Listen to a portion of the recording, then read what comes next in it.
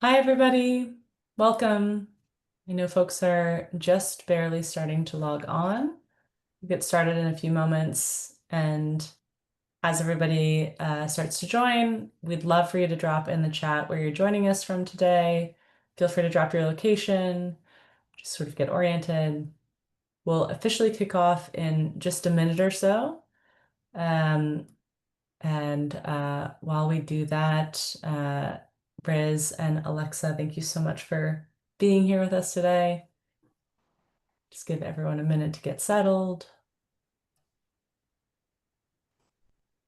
Glad to be here. Great. Okay, great. I'm starting to see folks log on and drop notes in. So we've done pretty well on the series of webinars in terms of getting through all of the content. We have a lot here today, especially, but I promise to make time enough for us to walk through questions at the end. So to that end, I'm going to jump us right in here and get started with intros and walk through the agenda. Again, if you're just joining us, please feel free to drop your location where you're joining us from in the chat. But I'll get us started. Welcome, everyone. My name is Corinne Hansen. I'm the VP of Sustainability here at Greenplaces, and I am joined by my colleague Andrew Rizkla, Director of Sustainability Reporting, and Alexa Zanoli, Associate General Counsel at AMN Healthcare. Andrew leads our sustainability reporting services and is our in-house guide for SBT submissions. And Alexa is here from AMN Healthcare to share her experience on the legal and operational side of implementing SBTs. So we'll definitely make sure that we hear more from her as certainly an expert in her own right on this front. But thank you so much both again for being here, and a very special thanks to Alexa for providing a really unique perspective as both a client of Greenplaces, but also now an SBTi expert. Thank you. Okay, on to our agenda. Here's a very quick look at what we're going to walk through today. First, we'll walk through what the SBTi is and what the process looks like for setting targets. Then we'll review common reduction strategies, highlight some major changes expected in the new guidance set to release in 2027. After that, we'll share how Greenplaces supports clients through the process.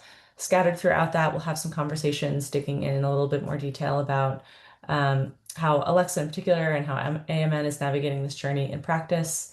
But of course, as promised, we will make sure there's time for conversation at the end. So just to give you a little bit of background, I think it's always helpful. SBTi, the Science-Based Targets Initiative, was founded in 2014, but really expanded in 2023 with incorporation in the UK as a charity organization and creation of SBTi Services Limited to house target validation services. It offers tailored guidance for key sectors like flag, steel, finance, and it launched the corporate net zero standard in 2021 to ensure that companies' net zero targets align with achieving global net zero by 2050. SBTi has set some really interesting, compelling goals about their theory of change, reaching critical mass by 2025, essentially by trying to follow the 20% rule. So covering $20 trillion of the global economy with approved 1.5 degree Celsius aligned targets, 5 gigatons of corporate emissions covered with science-based targets or commitments, and 10,000 companies committed to or setting science-based targets. So those are their goals. The idea here being coverage and reaching a tipping point, at which point rest of companies are encouraged to follow suit and can really start to address the climate crisis from the corporate perspective. One other part of context is that the SBTi was originally founded through a partnership between CDP, the UNGC, We Mean Business Coalition, WRI, and WWF, slowly transitioned over time to funding itself through a combination of donations from corporate foundations, such as Amazon, IKEA, as well as through a collection of fees for target validation services. 10, 15 years ago, when we used to have the conversation around setting targets, there were many different options. There was no real structured framework that reigned supreme. I think it's extremely helpful to have all companies working toward a similar framework and setting science-based, science-aligned targets to achieve that exact tipping point that we were talking about. One thing we do want to emphasize is how widespread this is becoming, particularly in the services and manufacturing sectors. Just want to take a moment to look at this chart, which notes an increase of companies with validated targets from 2015 to 2022 compared to 2023.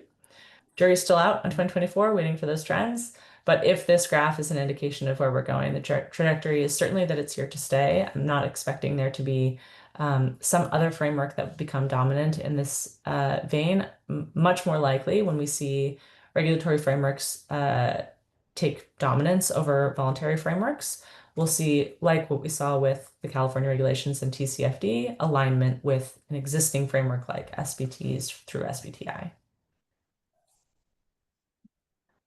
With that, I want to dive into the process of setting a science-based target, and I will hand off to Riz to talk us through that piece.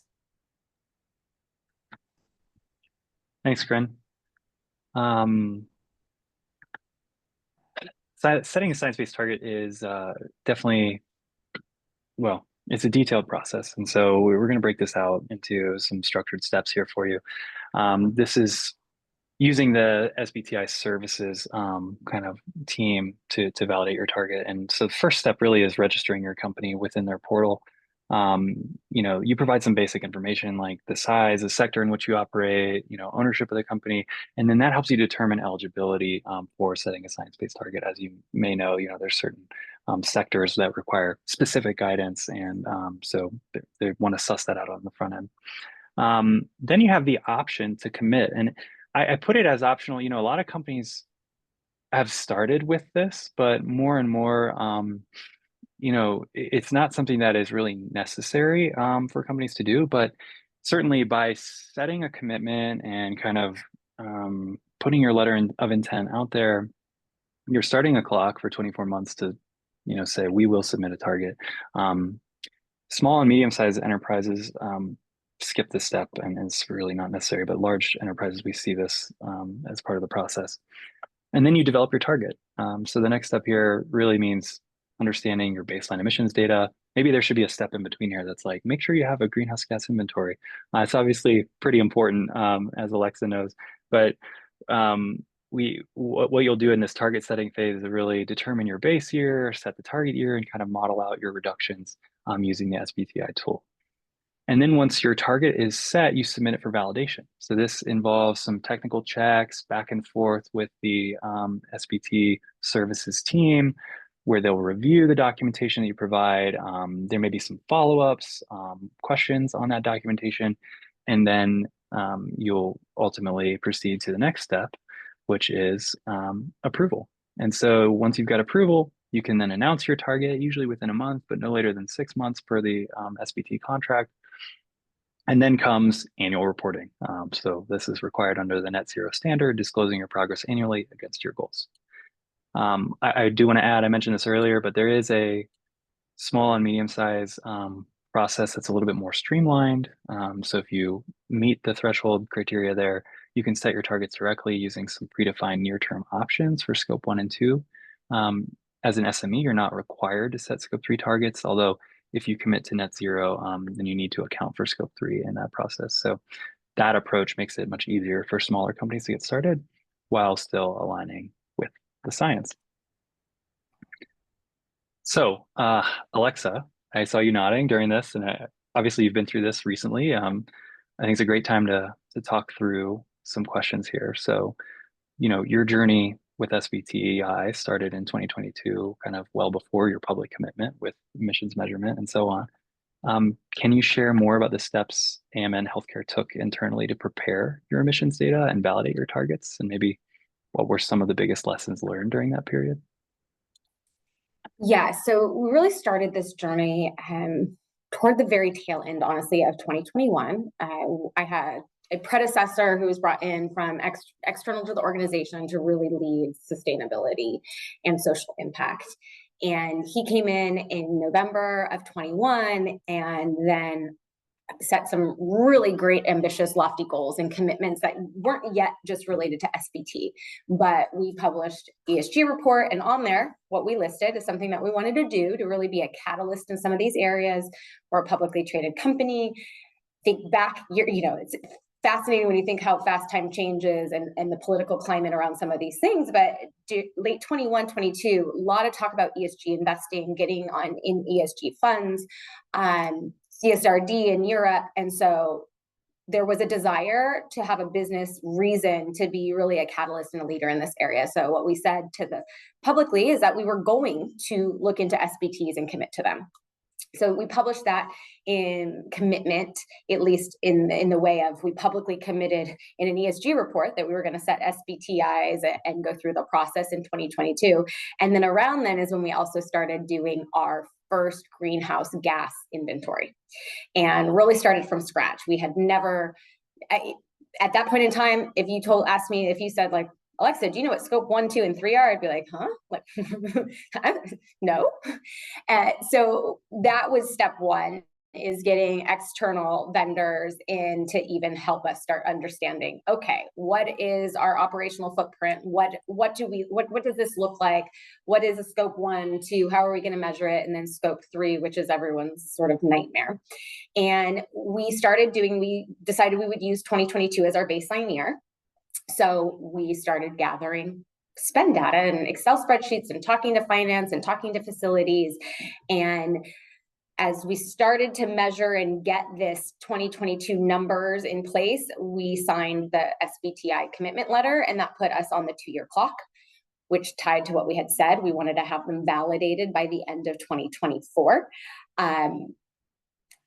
And I have a lot of lessons learned through going through that about maybe what I would do differently or what I didn't know then that I know now, and where are some corners you might not be thinking to look around. But to summarize, I would say maybe unless you're getting external pressure to quickly sign an SBTi commitment now, start by partnering with someone like Greenplaces right now. If this is what you want to do, have these calls, educate yourself and understand what is this going to look like for you to start doing your greenhouse gas measurements. If you're already there, then you're a step ahead. But step one is you need to understand what your footprint looks like first. Step two is you also need to understand from an organizational standpoint, how is your organization ready to be ambitious with targets? Because it's going to have trade-offs. There are costs here it costs money to commit to SBTi and go through the validation. It costs money to do a greenhouse gas inventory. It costs money to assure. Something I've learned is that although you don't need assurance, sometimes it might be good to have an external party run through and assure your data before you set the commitment, because you might find out a year or two in after you set a commitment that, oops, something was missing. And now you're looking at, do I have to rebaseline? Do I have to reset targets? Had I known that piece wasn't in there, would I have chosen the same targets? Because there's a lot of choice within setting your targets. Are they absolute reductions? Are they intensity based? Does your moral compass outweigh the financial feasibility compass of absolute versus intensity? Do you have clients that are driving for one versus the other? And then at the end of the day, when you're making this commitment, you're not just making a marketing commitment that may be subject to greenwashing in the future. You're making a commitment to take the business operations steps necessary to hit these short and long-term targets. And so maybe before you really set those, you have an idea of what it's going to take to get there. But I do suggest running it through the C-suite and say, we don't know exactly how it's going to get there, but here are some of the ways we think what we're going to have to do. Will that harm our business? Will it cost more? All of that. So really, I think the prep work in advance before signing the commitment letter and being validated is critical. Yeah, Alexa, I was thinking back to that sort of frenzied time period in 2021, 22, when there was so much commitment happening. And I love how you touched on kind of getting internal commitment to the commitment, if you will, before getting out there. And I do think we're in more of a cautionary phase right now with companies really going deeper on the analysis before getting into the commitment. And I think it's a good segue actually to our next question. I'm curious about how at AMN Healthcare you went through balancing ambition and achieving, sort of achievability for the science-based targets that you set, striking that balance. And maybe how do you address any challenges that you got from SBT on your target ambition? Yeah, I think this is a real tension that we experienced, and some of it hasn't even become as apparent until now, where I'm going, oh, wait, that may be a little tougher than we thought. I'll say one cautionary tale, and I'm not sure, if I would do things differently or not. I think some of the, I don't know if it's advice, but the commentary I received at the time when we were going through this process was, don't even worry about 2050 and net zero, because if we don't get sustainable aviation fuel by then, no one's going to hit the commitment. So it's just like, don't worry about it. And everyone will withdraw from the commitment. And I was like, that's probably true, but I don't know if that's necessarily what you should lead with, is like, again, looking at how much business travel is as your scope 3 and your components and things like that. So that's where, I feel our scope 3, because we do scope 1, 2, and 3. So all emissions, short-term and long-term targets. And on the long-term targets, we did absolute reductions into net zero. And again, it does feel really, it feels really ambitious. So I'm a little less concerned about that, because if you're we have to reduce emissions by 90% and then the last 10%. And that's a lot. And it is true. We are a services industry. Our scopes 1 and 2 are very minor, but our scope 3 relating to business travel is massive. And if the emissions factors don't change on that, I think that's going to be a challenge, but that's where I felt was ambitious. On the short term, this was one where we went back and forth with SBTi, because on scope 1 and 2, we don't have a large footprint, and we buy RECs. And so I think in their perspective, there's not a lot of ambition there to reduce. We're already using a lot of renewables. And so in the short term on the scope 3s is where we feel it was incredibly ambitious to even try to get to this 42% reduction target. I think we helped push that on the fact that we did an absolute versus an intensity base, because if we did intensity base, it's not really going to move as much of the needle on greenhouse gas emissions in the world overall. And if we think the business is growing, it's just sort of easier to keep doing the same. So that was one way we did that. And then the other piece was trying to explain to them how challenging it is as a heavy scope 3, where our supplier base and our larger area, and initially we thought changing our investment portfolio was going to get us a lot of the way there.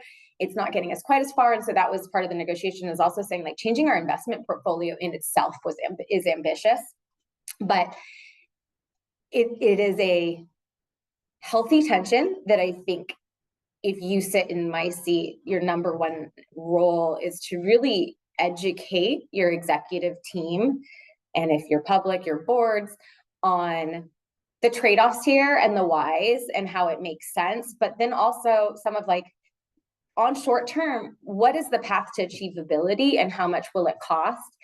And it's going to be tough in a short-term environment, especially if the macroeconomic environment is challenging, to get buy-in for something that is overly ambitious, but then maybe not as achievable with financial constraints. So I think it's just important to really pencil numbers on. You get your finance team involved. Like, what is feasible? Where does it make sense? Okay, investment pivots weren't that big of a deal, but as everyone's also trying to pull employees back into the office, is your executive team willing to say, actually, we want to hit our short-term targets so that we're going to make that collaboration business decision to continue to have a flexible hybrid workforce? Or does your business team, your sales team, or your procurement team, are they willing to actually put teeth in penalties or requirements in supplier contracts? If not, don't rely on supplier engagement or some of these areas to reduce emissions. So you can't just have everything be theoretical when you're setting these targets. You really, and the ambition level, you almost have to do the pre-work. Alexa, great point. And another great segue. I think key learning, don't do this in a hole without involving FP&A, without involving procurement, without talking about how would we actually do this. And I think that's a really good segue into our next slide, which is talking about some common reduction strategies that we see with companies as they get into science-based target setting and execution. So under scopes 1 and 2, a lot of companies start with actions in scope 1, like electrification, looking at their fleet or maybe their HVAC processes, energy efficiency, electrification, renewable energy certs you mentioned, PPAs and even on-site renewables to the extent that that's possible. There's also some more strategic options like installing, green lease clauses and searching for LEED certified buildings as you renew leases. With scope 3, it gets a lot more complex and it needs to be a lot more collaborative. Companies are looking at updating their travel policies, they're engaging with their supplier base, maybe they're optimizing data center usage and selection. They're implementing flexible work models, waste diversion programs. There really is no one size fits all plan, which is why modeling and internal alignment are really, really important. Now, I want to spend a little bit of time talking about what's on the horizon with science-based targets. So we've got new guidance coming in 2027. The SBTi Net Zero Standard version 2.0 has been released for public comment. We're very much in the early phases here, and there's still a lot of back and forth that needs to happen. But we wanted to take you through kind of our top 12 key things to be aware of. And very much these are subject to change, but it's interesting to see what's on the horizon. So first, we're looking at a new categorization system, whereby category A companies are those that are larger and in high income countries, and they will have stricter requirements. Category B are those smaller companies and are in lower income countries, and there's going to be segmentation of rules across those categories. These companies will be required to make a public commitment to net zero within 12 months at the category A level, as opposed to the same 24-month term for the category B level that's currently in place.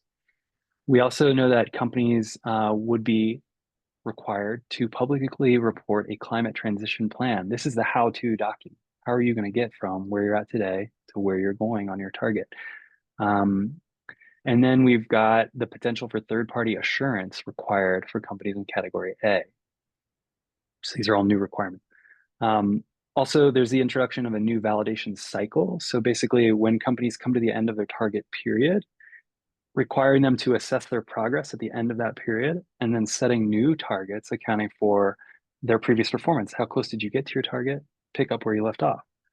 And then we're also looking at changes to the base year. So previously, you could choose basically any base year going back to 2015, but now they're going to cap how far back you can look, again, to encourage, I think, aggressive reductions. And so no more than 3 years prior. Also, they're looking at standardizing near-term targets to 5-year milestones, think like 2030, 2035, 2040. And also scope 1 and 2 targets will need to be separated, not joined together.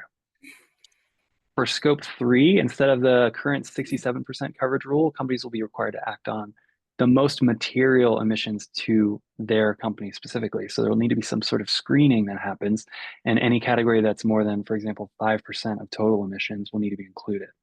So getting away from that absolute number and giving companies maybe a little bit more flexibility there. So I want to give folks on the phone to, just a minute to digest this slide, but also want to go back to Alexa and maybe ask you, get your reactions on, what you think of the new standard. How could this impact AMN? So I want to separate my reaction into twofold. I think there's my reaction that is on the larger goals of having an Earth that I would like to live in. I say this sometimes cheekily, but not cheekily. I am not a person who thinks it is a good option to go to Mars. Like, I like the desert for a day. I don't want to live on Mars. I don't think kicking the can down the road on climate is a good solution. So I wholeheartedly support as a policy place where this is going. From someone subject to or considering staying with SBTi and what this does to the rigor and the thoughtfulness, it increases, I guess, the work a little bit and the thoughtfulness. It now, I think they're doing the right thing, is it's going to be much more difficult to just put out lofty commitments and have them not tied to real impact, to not keep up with the timeline, all of these things. And for me, from if I'm still at AMN over this period of time, and we were thinking of, are we going to have to rebaseline at some point in time? Are we going to have to fix anything based on some of what we've learned about, we might have missed some spend in 2022. This causes me some heart palpitations. Riz, I think you and Spencer heard me having like some before I even drilled into this about my heart palpitations about how to do it and how to get really ready, and oh my gosh, that might change this or change that, and like how was absolute the right decision. So I'm paying close attention on how this is going to shake out. I think from a timing perspective, it leaves things up in the air for people too. Does this encourage you to speed things up and get out there and get validated before, because you have a little bit more flexibility? And if you're someone who's like, I don't want to separate scope 1 and 2 or what, maybe that's your incentive to move faster. Or maybe you think, no, but I think we have more information and decisions. I find it always tough to be in the place where you're waiting for public commentary and you're making decisions on something that's likely going to be a rule, but not. Those of us sitting in California right now, we know we have to comply with regulation, but we're not getting the rules and the guidelines, anytime soon. So I find this interesting. I don't think it's a bad thing or a good thing. I think it's just new information and challenges, and something I hope you have really good consultants and partners to help you think through some of the pros and cons and timelines. Absolutely. Yeah, and it's worth, to your point, if you submit target anytime this year, you're using the current guideline. This is really looking at, we expect final kind of guidance to come out in 2026, and then 27 will start the actual submission under the new. Yeah. So before we jump into live Q&A, it looks like we got just a few minutes left. Let's go back to Corinne for how Greenplaces can support your SBT journey. Yeah, all I'll say on this front is that this presentation, as with all of the other presentations in this segment, are intended to be leave behinds. We'll send them out. Feel free to take a look. We've included details about service offerings that we have, our scopes of work, etc. So take them, review them with your teams. If you feel that you have a need for some support on parsing this really challenging process, we're happy to be here and be experts with you. And doing these webinars and answering questions is only a piece of that. So we promise to send these out to you. But let's dive into a couple of the questions. I'm just going to scroll back up through our chat here. Christine Boyd, thank you for your question.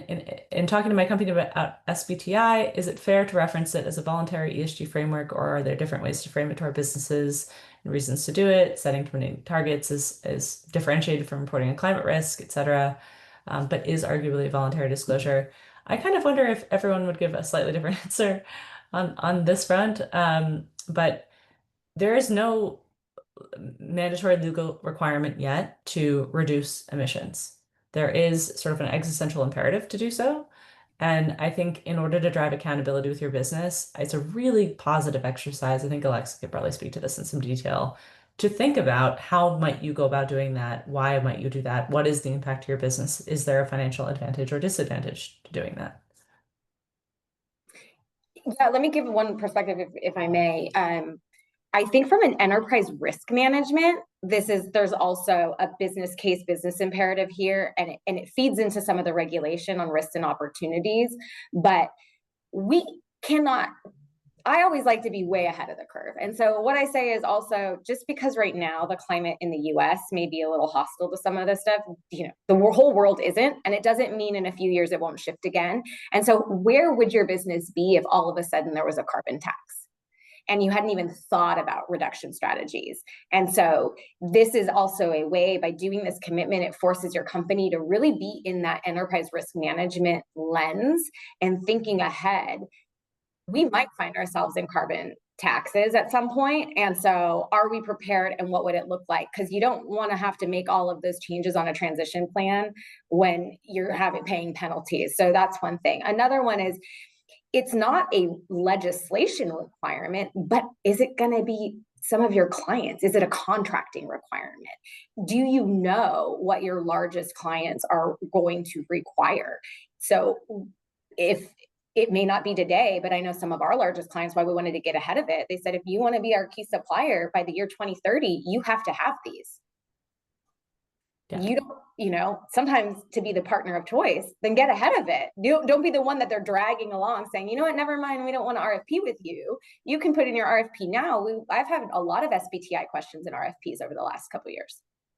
Absolutely. Yeah, and we answer a lot of questions for clients around that. How do we frame this? How do we talk about this? I think a last question here, can you list the benefits once more? In terms of addressing sustainability writ large, I think we talk about retaining employees, demonstrating a commitment that's authentic from your company to address what is really an existential crisis. But there is this whole very hard line financial ROI component that does have to do with addressing risk.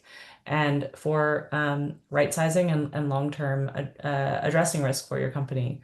When we think about why the investment community has been the key stakeholder community driving disclosure for sustainability for companies, it kind of goes back to stranded assets as a concept in the oil and gas industry. We cannot understand the true valuation of companies, decisions, strategy, etc., if we do not take into account a full gamut of risks, and climate risk is a huge component of that.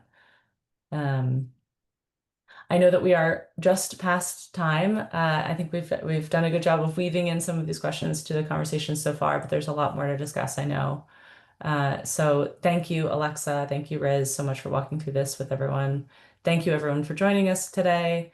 As always, this is part of a series. We'll make sure we send out the deck afterwards so folks can review. Don't hesitate to get in touch if you've got other questions.